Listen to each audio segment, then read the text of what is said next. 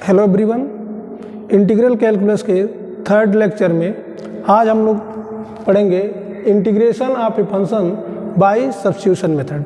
किसी भी इंटीग्रेशन को हम जो है सब्स्टिट्यूशन मेथड से कैसे करेंगे, आज के वीडियो लेक्चर में हम लोग इसी को अध्ययन करेंगे। सब्स्टिट्यूशन भी कई तरीके से किया जाता है और डिपेंड करता है कि हमारा जो इंटीग्रैंड है वो किस टाइप का है, उसके आधार पर हम सब्स्टिट्यूशन करते हैं।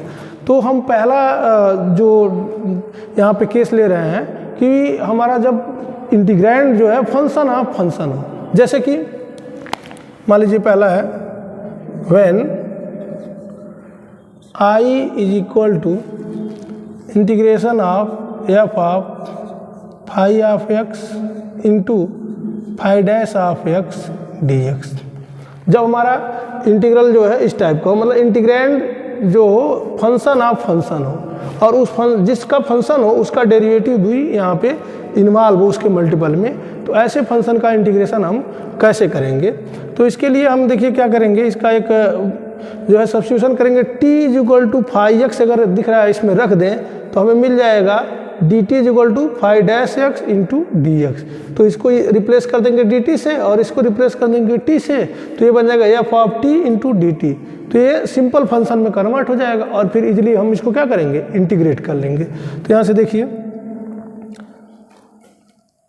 t is equal to phi of X implies D T is equal to phi dash of x into D x. तो यहाँ से हमें मिल जाएगा then I is equal to integration of F of T into D T, F of T into D T. अब हमें मिल गया F of T into D T, मतलब phi dash x D x की जगह डी टी रख दिए और टी के जगह पे हम फाई एक्स रख दिए इसमें, तो ये मिल गया। अब हम मान लेते हैं इसका इंटीग्रेशन कितना है, जी ऑफ टी है, अब प्लस कांस्टेंट ऑफ इंटीग्रेशन सी आएगा ही। तो अब t में तो हम आंसर लिखेंगे नहीं, क्योंकि हमारा t जो है सब्स्टिट्यूशन किए हैं, तो t को हम फाई एक्स से रिप्लेस कर दे रहे हैं जो है। तो यहाँ से मिल जाएगा I is equal to G function of phi of X plus सी।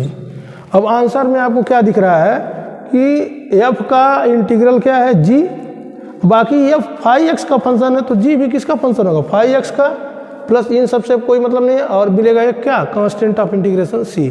लेकिन इस टाइप का हमें इंटीग्रल, अगर इस टाइप का हमारा इंटीग्रैंड होगा तभी ये जो है आपको मिलेगा।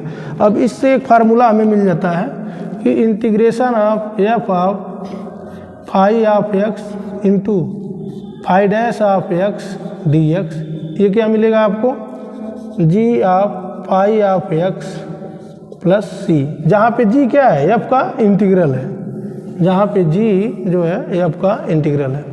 अब इस पूरे वर्किंग प्रोसीजर को समझने के लिए आप एक छोटा सा एग्जांपल लीजिए जो है, इससे आप वर्किंग प्रोसीजर को समझ सकते हैं इसके आधार पे। एग्जांपल जैसे कि मान लीजिए if I is equal to हो जाए आपका integration of tan of log x upon x D x.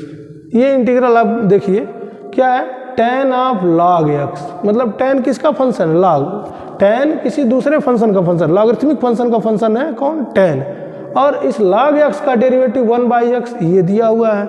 इसी टाइप से f function of phi x into इस फाई एक्स का क्या डेरिवेटिव, तो यहाँ पे हो गया इसी टाइप का है। अब इसको अगर देख करके आप सोचें इस फार्मूले की सहायता से कि इसका आंसर क्या आएगा, अगर ऑब्जेक्टिव क्वेश्चन है तो आप सोचिए tan का इंटीग्रेशन log sec, तो log sec और फंक्शन किसका है, फाई एक्स के जगह पे क्या है, log x, तो log sec log x हो जाएगा आपका इसका answer, plus constant of integration c.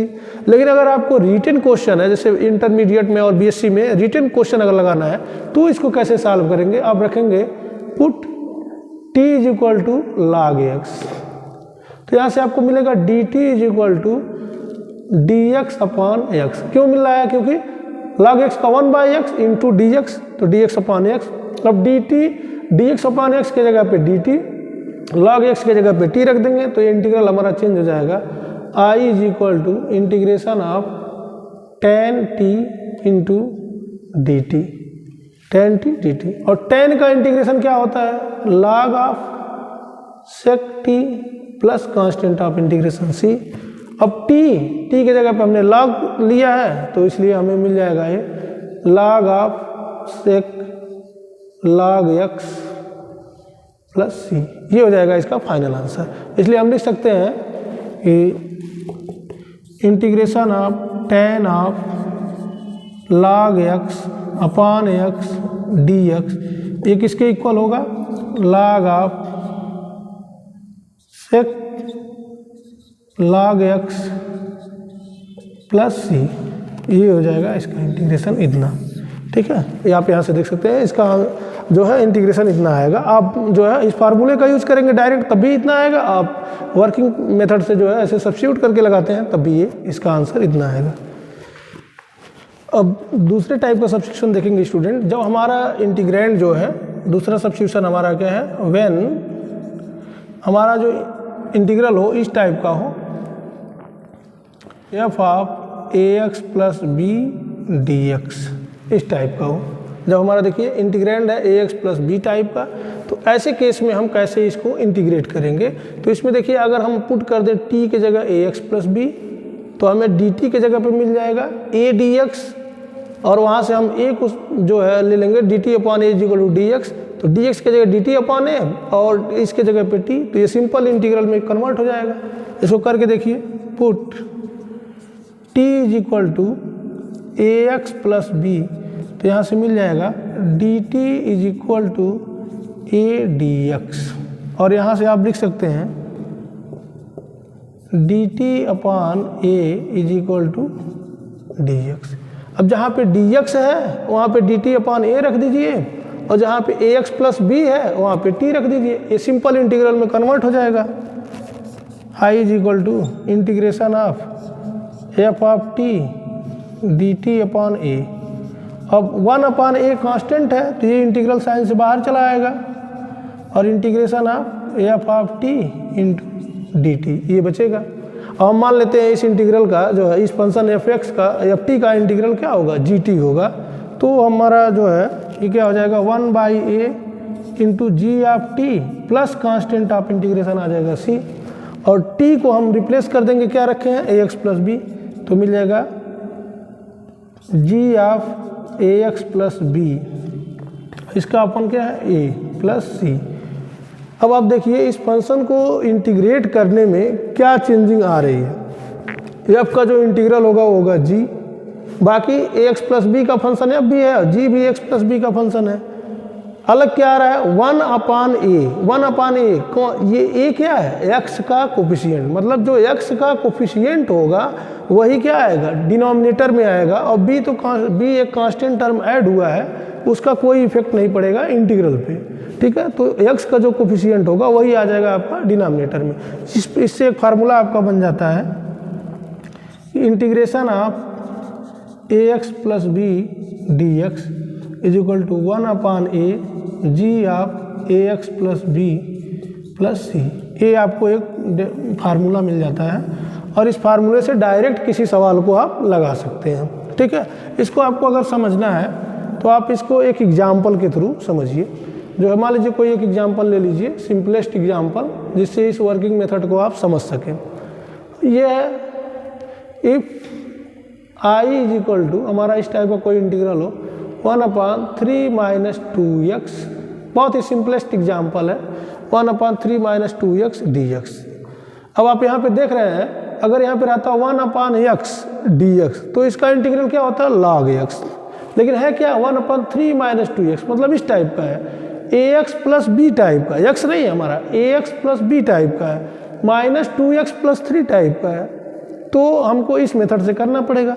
अब अगर इस मेथड को देख करके आप बताएं तो आ जाएगा इसका कोफिशिएंट कितना? -2। तो आ जाएगा इसका integral 1 upon -2 into 1 upon X का इंटीग्रल क्या होता है? log। तो आ जाएगा -1 upon 2 into log of 3 minus 2x plus सी। इसका आंसर आसानी से आप ऑब्जेक्टिव क्वेश्चन अगर है तो आप लगा सकते हैं। लेकिन अगर यही आपको जो है एकेडमिक में जो है एकेडमिक एग्जाम में बैठे हुए हैं, बोर्ड एग्जाम में, तो उसके लिए आपको इसमें सब्स्टिट्यूशन इसको इस तरह से सॉल्व करना पड़ेगा। Put t is equal to 3 minus 2x तो यहाँ से इम्प्लाई करेगा D T is equal to मिल जाएगा -2 dx। 3 का जो है डिफरेंशिएशन 0 हो जाएगा, कांस्टेंट है। अब यहाँ से मिल जाएगा आपको dt upon -2 is equal to dx। तो dx के जगह पे रख दीजिए dt अपान -2 और इसके जगह पे रख दीजिए t। तो यहाँ से इंटीग्रल आपका चेंज हो जाएगा 1/t इंटू डी टी अपान -2। तो 1/-2 एक कांस्टेंट टर्म है, इसको आप ले लीजिए बाहर और integration of 1/t dt। 1/t का इंटीग्रेशन log t होता है, ये आपको फार्मूले में बताया गया है पहले वीडियो में। अगर आप नहीं भी देखे हैं तो फार्मूला जो है सबसे ज़रूरी है, आपको फार्मूला आना चाहिए इनडेफिनिट इंटीग्रल का। उसके लिए आप जो है हमने एक जो है अलग से फार्मूले के लिए वीडियो बनाया है, आप उसको जा करके देख लीजिए, प्लेलिस्ट में आप खोलेंगे तो आपको मिल जाएगा। तो -1/2 log of t plus c, ठीक है। तो log ऑफ t, अब t को रिप्लेस करना है किससे, 3 - 2x से। तो यहाँ पे मिल जाएगा -1/2 log of 3 - 2x plus c। तो इसलिए इस इंटीग्रल का मान क्या हो जाएगा आपको, इंटीग्रेशन ऑफ 1/3 - 2x dx, ये हो जाएगा -1/2 log of 3 - 2x plus c। ये हो जाएगा आपका फाइनल इंटीग्रेशन का वैल्यूज, ठीक है। आप डायरेक्ट इस फार्मूले के हेल्प से अगर कर रहे थे तभी ये आ रहा था, लेकिन मान लीजिए आपको बोर्ड एग्जाम लेवल में जो है क्वेश्चन को सॉल्व करना है, लिखना है, तो आपको इस वर्किंग प्रोसीजर को स्टेप बाय स्टेप इस तरह से करने पड़ेंगे, ठीक है। अब नेक्स्ट हम देखेंगे, तो थर्ड टाइप का सब्स्टिट्यूशन पढ़ेंगे। थर्ड टाइप का हमारा सब्स्टिट्यूशन कैसा है कि थर्ड टाइप में when I is equal to integration of f' upon fx dx। अब देखिए हमारा इंटीग्रेंड कैसा है, 1/fx और fx का डेरिवेटिव क्या है, न्यूमरेटर में है। तो इस टाइप के अगर फंक्शन है हमारे पास, तो इनका सब्स्टिट्यूशन हम किस टाइप से करेंगे और इनको हम किस टाइप से इंटीग्रेट करेंगे, इसमें हम जो है ये देखेंगे। अगर हम t के जगह पे fx पुट कर दें तो 1/t हो जाएगा, और fx के जगह पे जब t रखेंगे तो f' dx मिलेगा और ये रिप्लेस हो जाएगा 1/t dt में कन्वर्ट हो जाएगा और log t इसका इजीली जो है इंटीग्रेशन हो जाएगा। अब देखिए इसको पहले working procedure, put t is equal to fx, तो यहाँ से मिल जाएगा dt is equal to f' dx। अब यहाँ से इंटीग्रल चेंज हो जाएगा, i is equal to integration of dt upon t का इंटीग्रेशन क्या होता है, log of t plus c, ठीक है। और t के जगह पे हमने क्या लिया है, fx, तो यहाँ से हो जाएगा log of f of x plus c। तो मतलब इसका इंटीग्रेशन क्या हो जाएगा, log ऑफ fx। तो इसलिए एक हमारे पास फार्मूला हो जाता है कि integration of f' upon fx dx is equal to log of fx plus c। इसका मतलब ये हुआ कि यदि हमारे पास कोई ऐसा फंक्शन हो जो न्यूमरेटर में हो और उसका डेरिवेटिव जो डिनोमिनेटर में हो और उसका डेरिवेटिव क्या हो, न्यूमरेटर में हो, तो हम उसको डायरेक्ट लिख सकते हैं log of that function plus constant of integration c। अब इसको समझना है यदि, तो आप एक इसका सिंपलेस्ट एग्जांपल देखिए, इसका कोई एक सिंपलेस्ट एग्जांपल देखिए, जैसे if i is equal to हो, इस टाइप का इंटीग्रल हो, e के पावर x अपॉन e के पावर x प्लस e के पावर -x, ठीक है, dx। ये इंटीग्रल आप देखिए, डिनोमिनेटर में इसके है e के पावर x प्लस e के पावर -x। अब अगर हम इसको t पुट कर दें तो dt बराबर क्या मिलेगा, e के पावर x का डेरिवेटिव e के पावर x, e के पावर -x का डेरिवेटिव माइनस ऑफ e के पावर x, मतलब e के पावर x माइनस e के पावर -x, जो हमारा न्यूमरेटर में है। तो हमें मिल जाएगा जो है e के पावर x माइनस e के पावर -x इंटू dx। ये रिप्लेस हो जाएगा dt से और ये रिप्लेस हो जाएगा t। और इस फार्मूले से अगर डायरेक्ट हम करना चाहें तो देखिए क्या लिख सकते हैं, इस फार्मूले के आधार पर लिख सकते हैं इस फार्मूले के आधार पर हम लिख सकते हैं log ऑफ e के पावर x प्लस e के पावर -x प्लस c। इसका इंटीग्रेशन ये हो जाएगा इस फार्मूले के आधार पे। लेकिन जो है यदि हम एग्जामिनेशन में जो है एग्जामिनेशन में बोर्ड एग्जाम में लिखना है तो हम इसको हम सीक्वेंस में करेंगे, इसको स्टेप बाय स्टेप करेंगे। Put t is equal to E के पावर x प्लस ई के पावर माइनस एक्स, तो यहाँ से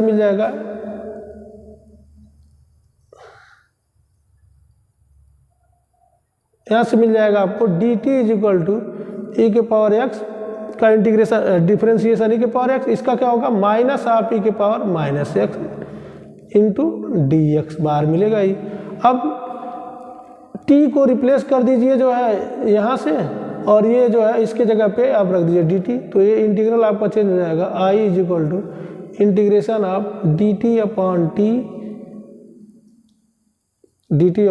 हाँ dt अपॉन t में चेंज हो जाएगा। अब इसको क्या होगा integration log of t plus C, log of t क्या हो जाएगा log ऑफ t प्लस सी, और t के जगह पे आप लिए ये तो हो जाएगा log ऑफ e के पावर x प्लस e के पावर माइनस एक्स प्लस सी, ये हो जाएगा इसका फाइनल आंसर। इसलिए हम लिख सकते हैं यहाँ से इंटीग्रेशन ऑफ e के पावर माइनस एक्स e के पावर x प्लस e के power minus x minus x upon e के पावर x प्लस e के पावर माइनस एक्स dx, ये बराबर होगा log ऑफ e के पावर x प्लस e के पावर माइनस एक्स प्लस सी। ये आ जाएगा आपका इसका इंटीग्रेशन। ये जो है इस वर्किंग प्रोसीजर को एक्सप्लेन करने के लिए सफिशिएंट है, आप इससे समझ सकते हैं इसके वर्किंग प्रोसीजर को। अब जो है एक फोर्थ टाइप का जो है चौथा जो है हम सब्स्टिट्यूशन पढ़ेंगे। चौथा when i is equal to integration of f of x to the power n into f dash x D x. यदि हमारा इंटीग्रेंड जो है इस टाइप का हो तो इस केस में हम सब्स्टिट्यूशन कैसे करेंगे। हम अगर t के जगह पे देखिए रख दें एफ एक्स, तो dt के जगह पे आपको मिल जाएगा f dash x D x. इसके पहले जो है आपको बताया गया है। अब t के पावर n में कन्वर्ट हो जाएगा इंटू dt, और ये पावर रूल से आप जानते हैं कि t के power n plus one upon n plus one plus constant of integration c, ये हो जाएगा। तो यहाँ से हम इजीली इसको क्या करेंगे इंटीग्रेट कर लेंगे। तो इसके लिए अगर देखिए जो है पुट करिए t is equal to f of x, तो यहाँ से मिलेगा dt is equal to f dash x into D x. इसलिए इंटीग्रल चेंज हो जाएगा i is equal to integration of t to the power n, f x की जगह रख दीजिए t के power n into f dash x D x की जगह रख दिया dt। अब देखिए t के पावर n dt, इसमें पावर रूल क्या कहता है, ये हो जाएगा t के power n plus one upon n plus one plus constant of integration c, plus constant of integration c रहेगा। लेकिन ये विथ कंडीशन होता है n not equal to minus one, n not equal to minus one, n जो है minus one के बराबर नहीं होगा। क्यों नहीं होगा, ये जो है इसके पहले जो है जब फार्मूला हम बताए हैं पावर रूल का, तो वहाँ पे पूरा एक्सप्लेन किया गया है। अगर आपको इसको समझना है तो आप जो है प्रीवियस वीडियो जो है सेकंड लेक्चर को आप देख सकते हैं, वहाँ पे ये समझाया गया है पूरा। अब t का मान रख दीजिए एफ एक्स, तो यहाँ से मिल जाएगा आपको F x to the power n plus one upon n plus one plus C. तो इसलिए एक फार्मूला आपको यहाँ से मिल जाता है कि integration of f x to the power n into f dash x D x, ये क्या मिलता है आपको F x to the power n plus one upon n plus one plus constant of integration c। यहाँ से एक आपको formula मिल जाता है। इस फार्मूले की सहायता से इस टाइप के अगर आपको इंटीग्रेशन मिलते हैं, जो है इस टाइप के इंटीग्रेंड अगर है, तो वहाँ पे डायरेक्ट आप इंटीग्रेट कर सकते हैं। इसको समझने के लिए आप एक एग्जाम्पल इसका ले लीजिए, कोई एक एग्जाम्पल लीजिए simplest. If i is equal to integration of a plus b tan inverse x का cube upon 1 plus x square d x, ये हमारा है। मान लीजिए ये फंक्शन है, अब इसको इंटीग्रेट करना है। अब आप देखिए ऊपर क्या है, a plus b tan inverse x, a plus b tan inverse x है।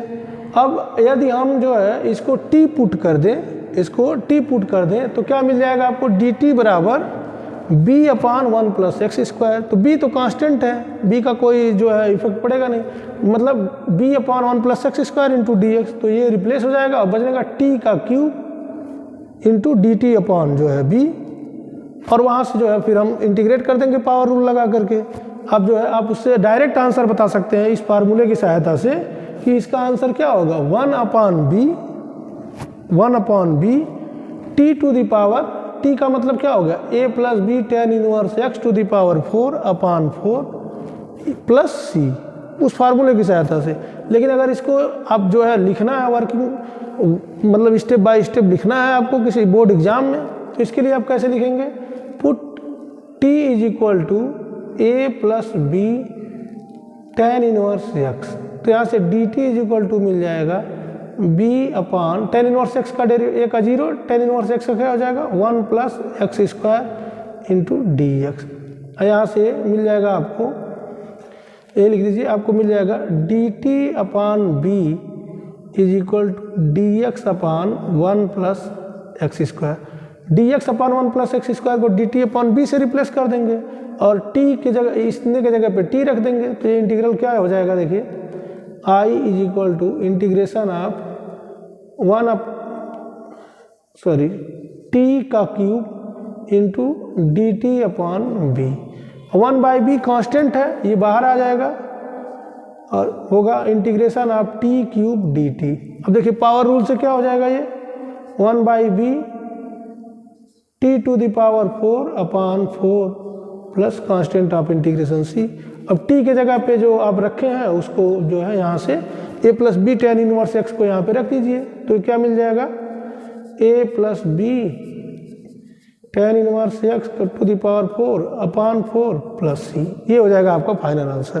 तो इसलिए यहाँ से हमें इस इंटीग्रल का मान क्या मिलेगा, integration of a plus B tan inverse x का cube upon 1 plus x square d x, ये मिला 1 by b into a plus B tan inverse x to the power 4 upon 4 plus constant of integration c.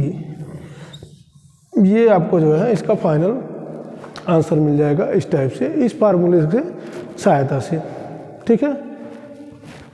अब एक और type का जो है substitution है, इसमें जो है देखिए कैसे होगा, पांचवा, when i is equal to integration of f dash x upon square root of f x D x. यदि आपका इंटीग्रैंड इस टाइप का हो तो ऐसे केस में आप जो है कैसे सब्स्टिट्यूशन करेंगे, आप t के जगह पे रख देंगे एफ एक्स, डी टी के जगह पे आपको मिल जाएगा f dash x D x, 1 upon root t, 1 upon root t को जो है लिख सकते हैं 1 upon t to the power 1/2, मतलब टी हाफ। अब इसको ऊपर ले जाएंगे तो इस पर भी पावर रूल लगा करके लिख सकते हैं। आप जो इसके पहले जो हम पढ़ाए हैं उसी का जो है एक थोड़ा सा एडवांस वर्जन है, तो इसे पुट करिए, put t is equal to f x, तो यहाँ से मिल जाएगा d T is equal to f dash x D x, तो यहाँ से इंटीग्रल आपका चेंज हो जाएगा 1 upon root t into D t. अभी हो जाएगा integration of t to the power, देखिए नीचे रहेगा टी के पावर हाफ, ऊपर जाएगा टी के power minus half d T. अब पावर रूल लगाएंगे इसमें तो क्या हो जाएगा, टी के power minus half plus 1 upon minus half plus 1 plus constant of integration c. तो माइनस हाफ प्लस 1 हाफ पे कन्वर्ट हो जाएगा, तो यहाँ से मिल जाएगा आपको, और हाफ ऊपर जाएगा, ये में हो जाएगा 2 अंडर रूट टी, मतलब टी हाफ रहेगा तो अंडर रूट टी प्लस सी, और अंडर रूट टी के जगह पे क्या लिए f x, 2 under root f x plus सी। इसका मतलब हुआ f dash x upon square root f x का इंटीग्रेशन क्या होगा, 2 root f x plus c. इससे एक फार्मूला आपको मिल जाता है यहाँ से कि integration of f dash x upon f x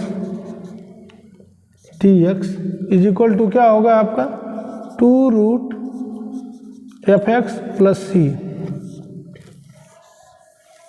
जो है इस टाइप का जो है आपको एक फार्मूला मिल जाता है। अब इस वर्किंग मेथड को आपको समझने के लिए आप इसका भी कोई एक एग्जांपल ले लीजिए, सिंपल एग्जांपल, जिससे आप इस वर्किंग प्रोसीजर को समझ सकें।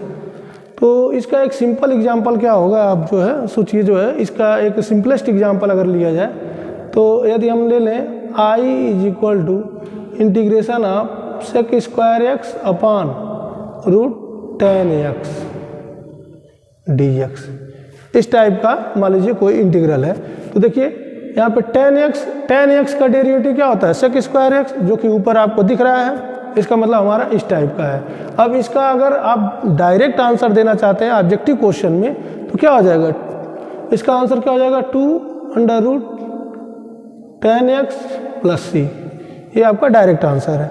लेकिन यदि आपको जो है एकेडमिक एग्जाम में, बोर्ड एग्जाम में लिखना है तो इसको आपको लिखना पड़ेगा स्टेप बाय स्टेप। तो t = 10x, this implies that dt = sec square x dx, तो ये हो जाएगा sec स्क्वायर एक्स dx। अब इसमें सब्स्टिट्यूट कर दीजिए तो यहाँ से I = मिल जाएगा integration of sec square x dx की जगह हो जाएगा dt और इसके लिए हो जाएगा t, तो 1/√t dt। और √t का इंटीग्रेशन आप यहाँ पे किए हैं, देखिए √t का इंटीग्रेशन किए हैं, कितना है 2√2, तो इसको लिख सकते हैं 2√t plus constant of integration c, तो यहाँ से 2√10x + c, इसका इंटीग्रल ये आ गया। आपको यहाँ से लिख सकते हैं, इसलिए integration of sec square x upon √10x dx = 2√10x + c, ये हो जाएगा इसका फाइनल आंसर। ठीक है, ये जो है अब तक जो है आपको हम जो है इस वीडियोज में जो है 5 टाइप्स के जो है सब्स्टिट्यूशन सिखाए हैं। आगे भी और भी सब्स्टिट्यूशन है जिनको जो है हम यहाँ पे जो है सिंपल जो है सब्स्टिट्यूशन था, जिसको हम जो है t के थ्रू सब्स्टिट्यूट करके और इसको हम इंटीग्रेट कर लेते थे। आगे हम जो है ट्रिग्नोमेट्रिकल फंक्शन का यूज करके, मतलब साइन थीटा कॉस थीटा से कैसे जो है पुट करके उसको सब्स्टिट्यूट करके जो है इजीली हम इंटीग्रेट कर सकते हैं, आगे की वीडियोज में जो है आपको बताएंगे। स्टूडेंट्स, अगर आपको हमारा वीडियोज और एक्सप्लेनेशन और जो कंटेंट्स है अगर आपको पसंद आए तो हमारे वीडियो को लाइक करना, शेयर करना ना भूलें। Thank you.